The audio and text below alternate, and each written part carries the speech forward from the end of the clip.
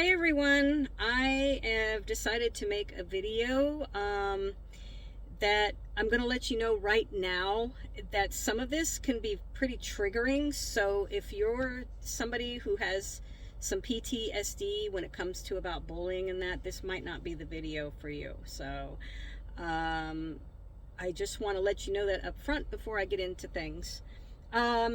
Okay, so what brought this video on? Okay. I noticed that YouTube had a free, you know how they have free with ads? They had Pretty in Pink, and it's free with ads right now. And I loved this movie. This was back from my years of growing up in the 70s and 80s, and I so understood it because I was one of those kids who was severely bullied, but there was more to it than just about my looks or about not having the money, and that it also went down to it was coupled with the fact that I was a slow learner and I had dyslexia, and I am a very sensitive intuitive. I have had crazy, wild experiences dealing with, since I was a baby, seeing spirits, seeing demonics, experiences with ETs where I'm paralyzed and the Greys are standing over me, and experiences, there was good experiences, so don't get me wrong, because I've also had experiences with angelic beings too. But throughout my childhood, though, my younger years, it was very, very difficult because I had a lot of dark, scary experiences, and nobody to talk to. Nobody, not a soul to tell. And you know, it's funny because today, when you see all these shows and there's paranormal and ghost hunters and, you know, and all that, like it's the cool thing. But back when I was growing up, I felt like I was a freak. I was a freak. I was a weirdo because I saw spirits. I saw things. Now, it just made me feel, now I didn't go around telling other kids this, but they could feel it off of me. They could feel I was different. So it caused me to be extremely alienated.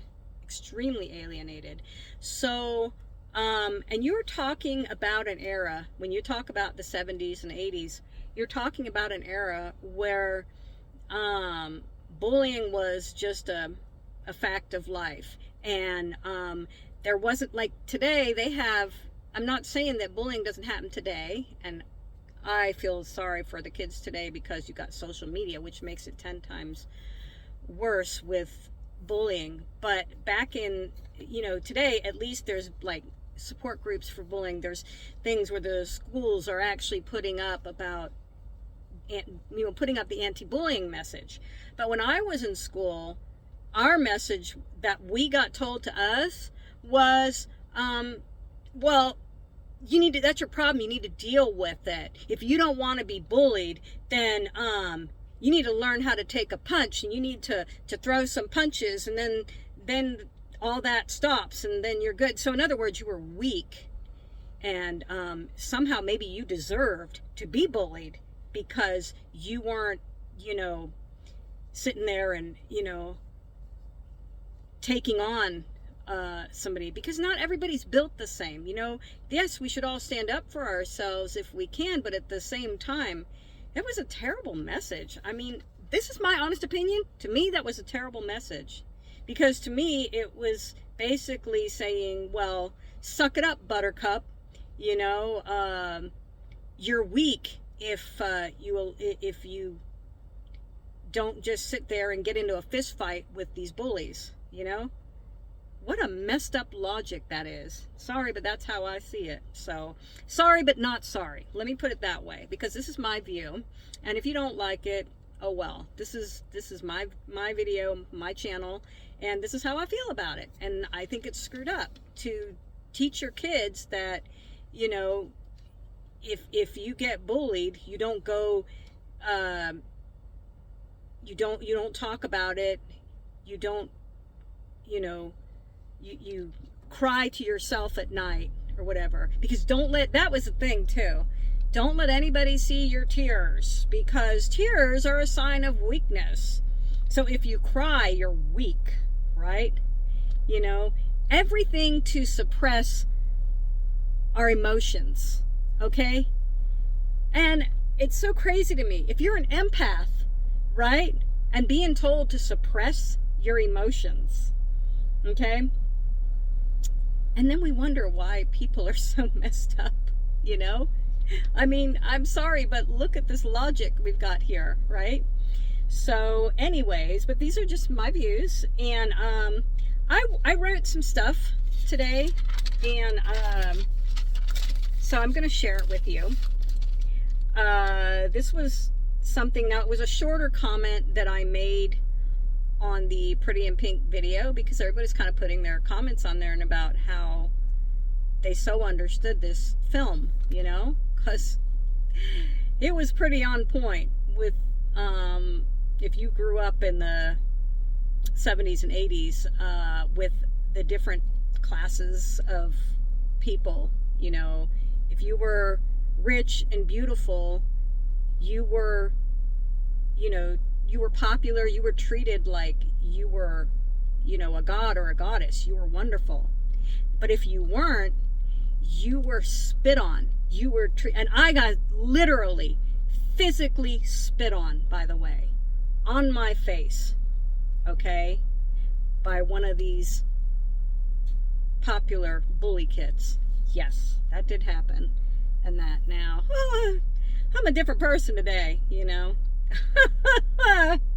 I'm not gonna say, you know, but you know, I don't want to get negative here, but I think things would be very different today if, you know, being the age I am now, and the things I've, let's just say that I have learned to defend myself. But back when I was a kid, I didn't have that support, unfortunately. And I love my family, okay? Don't get me wrong, I love my parents and everything. But I was basically told the same thing. You know, I guess it was their era, you know, figure it out yourself, you know? So I didn't have any support system at home. And I would get bullied at school. And sometimes I was the brunt of jokes from my own family, teasing and stuff. Now I love my family and I forgive them. And I think that just at the time they didn't really see that some of the things they said were hurtful and, you know, maybe not the kindest things to say. But they also didn't know what was going on with me, because that's the way it was brought up. You're supposed to keep that all to yourself. But then what made it worse was the biggest thing that I couldn't talk about was what was happening to me at night. I was getting bullied at night by demonic entities, and then sometimes it was, and don't get me wrong, because that was one thing, right? Seeing spirits and stuff, it wasn't like they were all dark or all negative and that, you know. It was just because I was psychically sensitive, and so I would see things like physical manifestations of stuff, you know, not just like in my third eye. I would see physical manifestations of spirits, demonics, and then when I would have my paralysis episodes, at night, I would see ETs. I would see grays. Like, it was funny because I've seen this so many times about sleep paralysis people, and they will talk of the Hat Man there, or I didn't see those things, the witch, the Hat Man, but what I did see, I would always see grays. I would see grays, no expression, just like this, and standing over me, you know, just like totally emotionless, okay? And that. Now, sometimes, I mean, I had one experience I can remember clearly, and it's so funny because it was on the movie Taken, and it was showing about this little boy, And the ETs disguised the ship to look like a treehouse, and so the little boy went out in it, and then of course it wasn't a treehouse, that was an illusion, and it was a ship, and he got on. And I actually remember, of course, people, might think that, oh, it's just a dream or whatever, but I know that one of the tactics that ETs will use will to try to convince your mind that it's a dream. At least a lot of times I think if it's like a benevolent being, you know what I mean, benevolent beings, or because I don't feel like, because like when this happened to me, I didn't have the paralysis, okay, and it was very dreamy, but it was very real. I had this obsession when I was a child, because they take whatever is something that, when you're a kid, just something that, you want to do your pretend play about, and you just feel drawn to. And for me, it was, my mom, my mom was into horticulture, and she had all these plants and all this, and she had these big containers that she would put, like, use for like dirt or soil and plants and that kind of thing. And she had one, it was an empty one sitting there, and I kept thinking about how I wanted to get in it and just float around because I loved those. I don't think we ever owned one, but I always wanted us to have one. It's the blow up, this was back in the 70s, it was one of those blow up rafts that it was kind of the brown and gold color, I think it was, and it had the little oars, right? But because we didn't have one, I remember thinking as a kid, I just bet this can float. And I remembered, taking it. I was so excited because I got in it and I was able to float around the lake, right? And because I wanted to imagine like it was one of those rafts, right? Those blow up rafts. Well, one night I came outside into the yard, and we lived on a lake, by the way. I should bring that up. I was growing up in Miami, and we lived on a lake, and we had a raft, or not a raft, sorry, not a raft. We had a little, I'm sorry, I have Lyme disease, so sometimes my thoughts what I mean to say doesn't come out the way I want it to. But we had like a little beach area, and I remembered walking down in the beach area, and I see this raft that I wanted, right?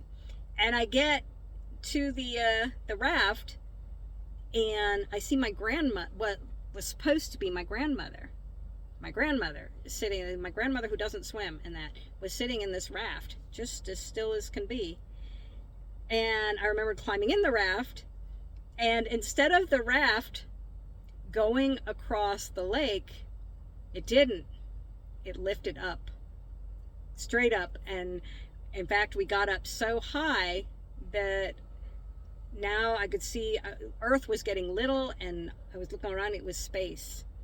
It was space. So getting back to things, because I know that's kind of I don't want to get into the rest of that experience, because it would just take too long, and this video is about bullying and stuff. But I just wanted to say that was one of my better experiences with ET. So I didn't want it to sound like, that it was only negative things, because it wasn't, but the majority of the negative happened when I was younger, okay?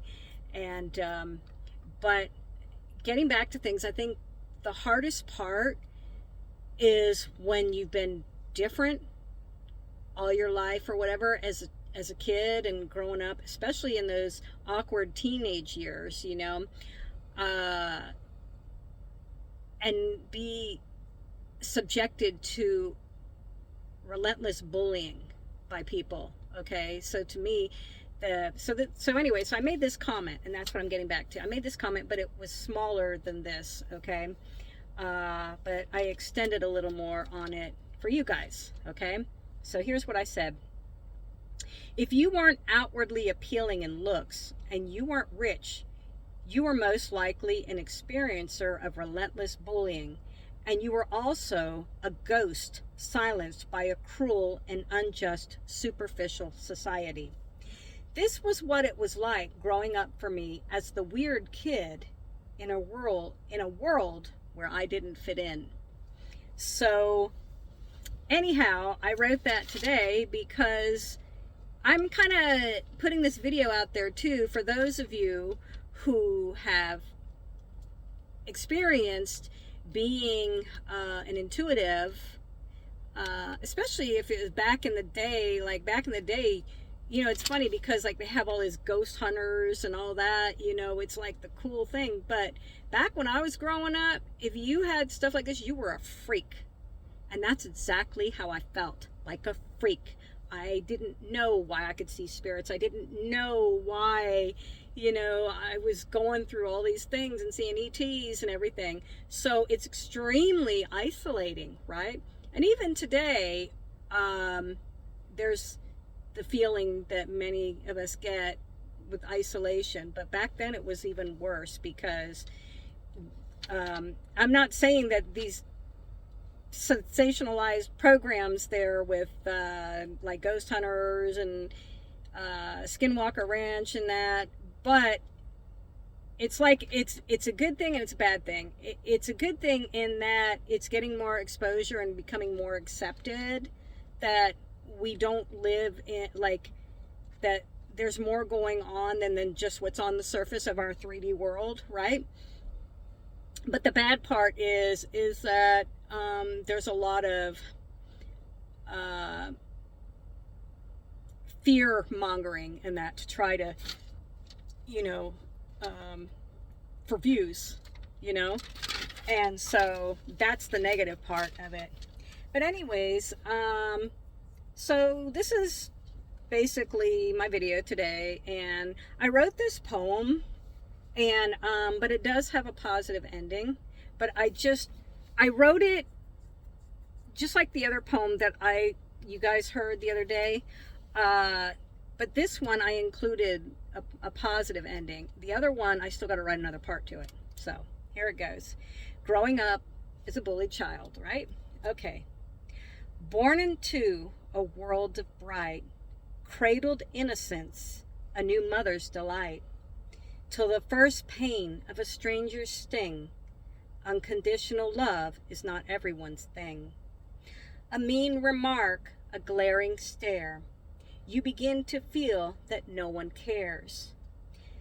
And all this is what shapes the human to be, a scarred, frail soul of words that cut deep.